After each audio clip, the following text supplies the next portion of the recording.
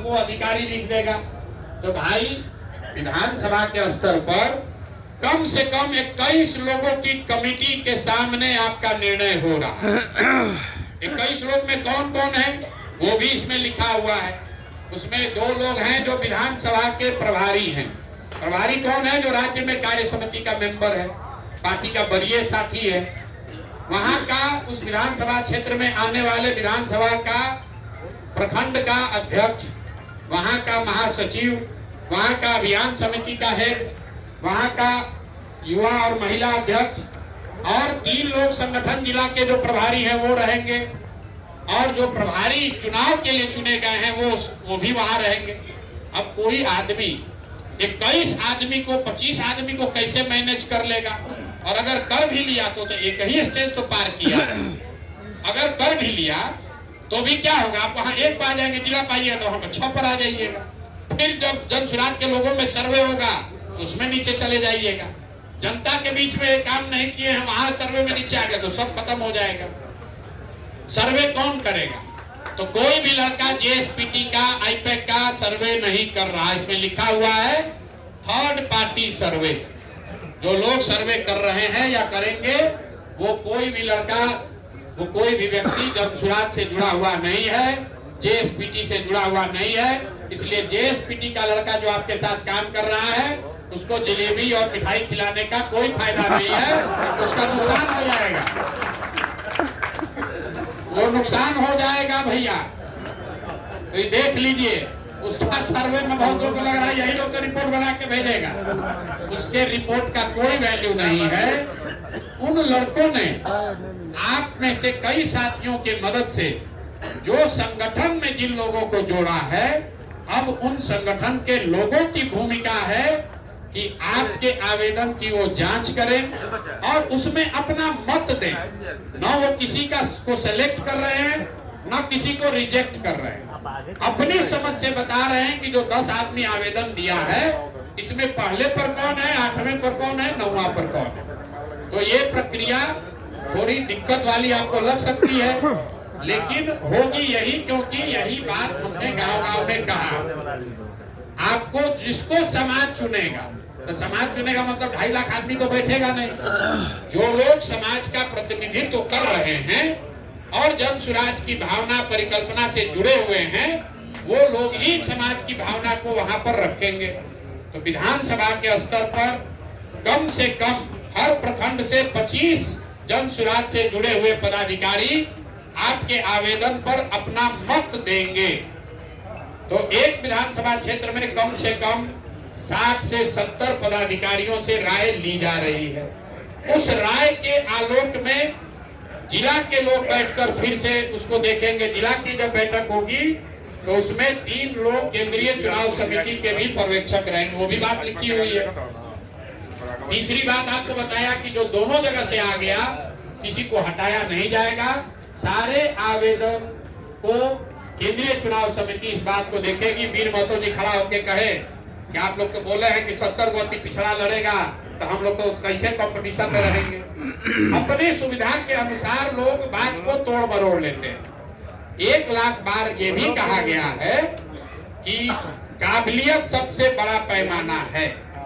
और लेकिन जो लोग ताली बजा रहे हैं वो समझ लीजिए, लेकिन ये भी कहा गया साथ साथ कि हम लोग का ऐसा मानना है कि हर समाज में काबिल व्यक्ति हैं और हर काबिल आदमी का कोई समाज है। तो जब केंद्रीय चुनाव समिति बैठेगी तो वो सुनिश्चित करेगी कि 243 विधानसभा में 70 अति पिछड़ा समाज के काबिल लोग चुनकर आ जाएं। उसकी चिंता आप मत कीजिए, आप अपनी चिंता कीजिए कि आप जहां से आवेदन दिए वहां से आप आते हैं कि नहीं आते हैं। हमने जो कहा है उसकी चिंता हम पर छोड़िए। अगर हमने कहा है कि 40 महिला लड़ेगी तो महिला 40 लड़ेगी। अगर कहा गया है कि 70 अति पिछड़ा लड़ेंगे तो 70 अति पिछड़ा लड़ेंगे। तो बहुत आदमी भी जोड़ रहा है कि 70 अति पिछड़े लड़ गया, 40 को तो मुसलमानों बोल दिए, 40 को महिला बोल दिए, तो हम लोग बचे कहाँ? अरे भाई, ये भी तो हो सकता है कि कोई महिला जो मुस्लिम अति पिछड़ा है वो तीनों में टिक करेगी। तो सीधा जोड़ मत लगाइए, सीधा मत जोड़िए। कि 40 महिला, 40 मुसलमान, 70 अति पिछड़ा, मतलब इतना सीट तो निकल ही गया, 40 को रिजर्व है। ऐसी बात नहीं है। ये संभव है कि कोई महिला जो अति पिछड़ा भी है वो चुनकर आ जाए, तो दोनों बॉक्स में टिक हो गया, मतलब उतनी महिलाएं भी हो गई, उतने अति पिछड़ा भी हो गए। ये संभव है कि अति पिछड़ा समाज की, मुस्लिम समाज की कोई महिला टिकट पा जाए तो मुस्लिम में भी काउंट हुआ, अति पिछड़ा में भी काउंट हुआ और महिला में भी काउंट हुआ। तो हमको मालूम नहीं है कि अल्टीमेटली किस से कितने आएंगे, लेकिन 40 महिला होगी जरूर। जब अंतिम वो आंकड़ा बनेगा तो आपको दिखेगा कि अति पिछड़े 70 हुए, उसमें संभव है कि 25 महिला ही हो जाए, तो महिला और अति पिछड़ा दोनों का पूरा हो जाएगा। तो सीधा गणित लगाकर मत जोड़िए, आपको जो जिस विषय पर मूल्यांकन करना है उस पर आप अपने आप को आकलन कर लीजिए। किसी ने पहला सवाल किया कि जिसका राजनीतिक पृष्ठभूमि नहीं है उसका क्या होगा, उसको आपको कम नंबर मिलेगा। आप सामाजिक तौर पर ज्यादा सक्रिय हैं, उसमें आप नंबर पाइएगा। आप जन सुराज में ज्यादा योगदान किए हैं, उसलिए नंबर पाइएगा। कोई बहुत आदमी ताकतवर है, वो जन सुराज में 1 महीना पहले जुड़ा है, तो जन सुराज में योगदान वाले में कम नंबर पाएगा, लेकिन राजनीतिक छवि और सामाजिक वाले में ज्यादा पाएगा। शायद ही कोई व्यक्ति होगा कि 10 के 10 में नंबर उसको मिल जाए। तो इसके लिए आपको ये नहीं घबराना, आप कह रहे हैं आर्थिक वाला में नहीं है। उसमें क्या लिखा है उसको पढ़िए, तो लिखा गया है कि आपकी आर्थिक लड़ने की ताकत क्या है, मतलब 10 में 0.3, उस 10 का एक हिस्सा है आर्थिक संसाधन, उसका भी एक हिस्सा है कि आपकी अपनी क्षमता क्या है। दूसरा लिखा है, उसको हिंदी में पढ़िए, उसको लिखा है आपकी मंशा, चुनाव लड़ने के लिए जो संसाधन चाहिए उसको जुटाने की आपकी मंशा क्या है। अगर आपकी मंशा ये है जो हमने पहले भी कहा है कि तो प्रशांत किशोर कहे ही हैं टिकट मिल जाएगा, उसके बाद अपने घर का चादर, तकिया, पर्दा भी इन्हीं के पैसा से बदल लेंगे, ऐसे भी लोग हैं। मंशा ये देखी जा रही है, मंशा से मतलब ये है कि भैया हमारे पास जो है उससे बढ़कर हम खर्च करेंगे, जो कम पड़ेगा वो जनसुराज मदद देगा। जनसुराज वो गाय नहीं है कि उसको आप, और गाय को भी दूहने के लिए छानना पड़ेगा। जनसुराज गाय हो सकता है, भैंस नहीं है किसको जाइएगा और पूर्वक बना के दूह लीजिएगा। आपके पास संसाधन नहीं है तो आपको इतना दिमाग है कि आप हमको दूह लीजिएगा, और हम जीवन में कमाए हैं तो हम इतना पूर्वक है कि आप दूह लीजिएगा, हमको पता नहीं चलेगा। अरे भाई बड़ा होशियार है यार। बिहार में आदमी का समझ का ही बड़ा कमाल है। जो जीवन में कमा नहीं पाया वो समझ रहा है कि हम इतना चला गए कि प्रशांत किशोर को लूट लेंगे। इसी गांव, इसी बिहार से उठकर हम इतना व्यवस्था बनाए हैं तो हम इतना पूर्वक है कि आप दूह लीजिएगा, हमको पता नहीं चलेगा। मेरे भाई सब बेकार के चीज में दिमाग मत लगाइए। अगर आप राजनीतिक तौर पर सबसे बेहतर पाए जाएंगे, सामाजिक तौर पर सबसे बेहतर आपकी छवि है, संगठन आपने बनाया है, बूथ वर्कर आपके हैं, सर्वे में आपको 100 में 80 आया है, तो आपको पैसे की चिंता करने की जरूरत नहीं है। लेकिन ये जो पैसे की चिंता पड़ा है उसको वो 8 में आएगा ही नहीं आएगा। वो सामाजिक छवि और उसी में उसके आएगा कि ना भैया ये आदमी गरीब है लेकिन रात दिन लोगों के लिए खड़ा रहता है मेहनत करने के लिए, उसी को सामाजिक छवि में नंबर आएगा। तो अगर आगे पहले के 9 आएंगे तो 10 की चिंता मत कीजिए, पहले 9 में नंबर लाने का चिंता कर लीजिए। 9 में नहीं आएगा तो 10वें के लिए झंडा मत उठाइए कि प्रशांत किशोर तो कहे थे पैसा देने के लिए न दिए इसलिए हम छट गए। 9 में नंबर लाइए, 10वां का चिंता किया जाएगा। और प्रशांत किशोर भी गेहूं बेच के पैसा नहीं न लाते हैं, कहीं से मांग कर ही लाते हैं। तो आपको जो लिखा गया है मंशा, तो इसीलिए लिखा गया है कि भैया हमारे पास नहीं है लेकिन आप मदद कीजिएगा, टिकट दीजिएगा तो समाज में हम भी जाकर झोली फैलाएंगे, मांगेंगे। हम 10 लाख रुपया जुगाड़ते हैं, हमको 10 लाख रुपया जुगाड़ कराइए। ये नहीं ये प्रशांत किशोर कहिए तो हम काहे मांगे, हम काहे हाथ फैलाएं किसी के सामने। तो हम किसी के सामने हाथ नहीं फैला रहे हैं।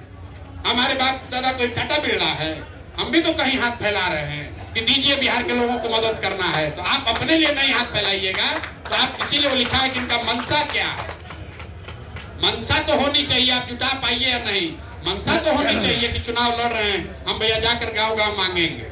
किसी ने सवाल पूछा कि कार्यकर्ता में और प्रस्तावक में क्या फर्क है।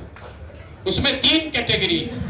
अभी आपको एक कागज भी देंगे जिसमें लिखा है कि आपको अगले 4 महीना में करना क्या है। अगर इन मूल्यांकन के बिंदुओं पर आपको नंबर लाना है तो क्या करना है वो भी अभी आपको देंगे लिख के। 3 बातें हैं। हर पंचायत में आपके पास 10-15 लोग ऐसे होने चाहिए जो आपके एक तरह से प्रस्तावक हैं। वो आपके कार्यकर्ता नहीं, वो उस पंचायत के बड़े लोग हो सकते हैं। उस पंचायत का बहुत मजबूत आदमी हो सकता है, वो आपका कार्यकर्ता नहीं, वो आपका प्रस्तावक हो सकता है ना। भैया ये बहुत बड़ा किसान है, बहुत बड़े प्रतिष्ठित आदमी है गांव में, वो कह रहे ना भैया इनको होना चाहिए, आपका वो कार्यकर्ता नहीं है। तो वो आपको उस पर आकलन किया जाएगा कि हर पंचायत में आपको 10-15 आदमी भी ऐसा है कि नहीं जो वहां पर बड़ा सामाजिक राजनीतिक रसूख वाला व्यक्ति है, आपका कार्यकर्ता नहीं है, किसी दल से जुड़ा हो न जुड़ा हो, लेकिन आपके पक्ष में खड़ा है। दूसरी बात ये कही गई कि पंचायत में आपका कार्यकर्ता कितना है। तो भाई आप जाइएगा किसी गांव में घूमने, कहीं प्रचार करने जाइएगा, 5-10 आदमी तो आपका होना चाहिए उस पंचायत में जो आपको पहचानता है। आदमी कहता है हर गांव में हमारा आदमी है, तो आपका वो देखा जा रहा है कि आप हर गांव में या हर पंचायत में आपके पास 2, 4, 5, 10 लोग भी राजनीतिक लोग हैं कि नहीं। तीसरा आपको पूछा गया कि बूथ का आपका टीम क्या है।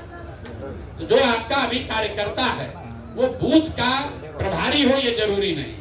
तो बूथ लेवल की कमेटी आपको, जो भी कैंडिडेट लड़ता है उसको कमेटी बनानी पड़ती है। तो तीनों में फर्क आप समझ लीजिए। प्रस्तावक वो है कि हर पंचायत में 4-5 जो उस पंचायत में हम लोग के सर्वे के हिसाब से मानिंद लोग हैं, उस गांव के जो प्रमुख लोग हैं, उनमें आपका समर्थन क्या है या कितने लोग आपके पक्ष में बोल रहे हैं। दूसरी बात, आपके अपने राजनीतिक जीवन के सामाजिक प्रयास से कितने लोग हैं जो आपके साथ कार्यकर्ता बनकर आपके गाड़ी पर, मोटरसाइकिल पर, पैदल घूमने को तैयार है या घूमते हैं। और तीसरी बात, जब अब आप चुनाव लड़ने का तैयारी कर रहे हैं और 370 को बूथ है, तो हर बूथ पर कम से कम 2-3 आदमी तो आपका बूथ इंचार्ज के तौर पर होना चाहिए। तो आपसे ये कहा जाएगा कि बूथ कमेटी का बैठक कराइए, और जो वहां पर इंचार्ज है वो जाएगा और देखेगा कि अब 660 आदमी जुटा पाए कि नहीं जुटा पाए।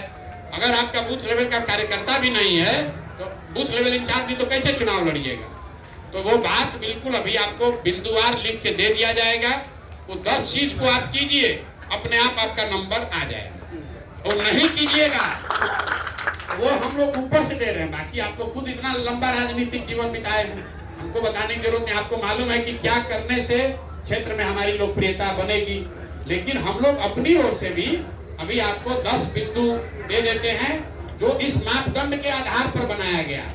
वो 10 चीज कीजिएगा तो अपने आप आपको नंबर मिल जाएगा। जैसे मान लीजिए उसमें जनसंपर्क का नंबर है, तो जनसंपर्क के लिए आपको दिया गया है कि आपको हर पंचायत में कम से कम 1 बैठक करनी है।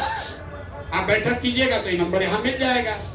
उसमें लिखा हुआ है कि जनसंपर्क के लिए डोर टू डोर में आपने पदयात्रा करके किया, साइकिल यात्रा किया, गाड़ी से घूमे कि हेलीकॉप्टर से घूमे, वो आपकी स्वतंत्रता है। आप वो 4 चीज में कोई एक आपने किया ही नहीं। सोच रहे जब पैसा मिल जाएगा, टिकट मिल जाएगा तब घूमना शुरू करेंगे, 0 आ जाएगा।